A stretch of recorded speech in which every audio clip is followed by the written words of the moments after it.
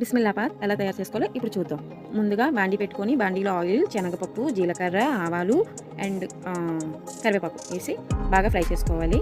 చేసుకొని కొంచెం అలా కలిపేసుకోవాలి. తర్వాత చిన్నగా కట్ చేసుకున్న అల్లం, పచ్చిమిర్చి, ఉల్లిపాయలు వేసి ఇంకొంచెం ఫ్రై చేసుకోవాలి. ఇందులో ఏమైనా వెజిటేబుల్స్ కావాలంటే వేసుకోవచ్చు. నేనైతే క్యారెట్, గ్రీన్ పీస్ అండ్ బంగాళదుంపలు కట్ చేసి పెట్టుకున్నాను. అవి వేస్తాను ఇందులో.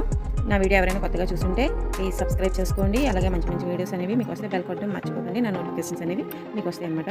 ఇప్పుడు ఇందులో మనం క్యారెట్, బంగాళదుంపలు వేసి కొంచెం బాగా ఫ్రై చేసుకున్నాం కదా. ఇది కొంచెం ఫ్రై అయ్యాక టమాటీ కూడా వేసుకోవాలి. టమాటీ వేసుకున్న తర్వాత కొంచెం సాల్ట్ వేసుకున్నాను. ఎందుకంటే సాల్ట్ వేసుకుంటే టమాటీ త్వరగా మగ్గుతుంది.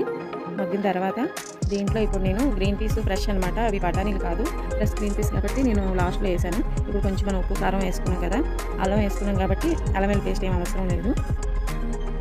ఇప్పుడు గ్రీన్ పీస్ వేసుకొని వాటర్ వేసుకొని కొంచెం బాగా బాయిల్ అయ్యాక దాంట్లో రవ్వ వేసుకొని అటు కొంచెం ఒక 5 మినిట్స్ కలిపేసుకుంటే బిస్మిల్లాబాద్ రెడీ.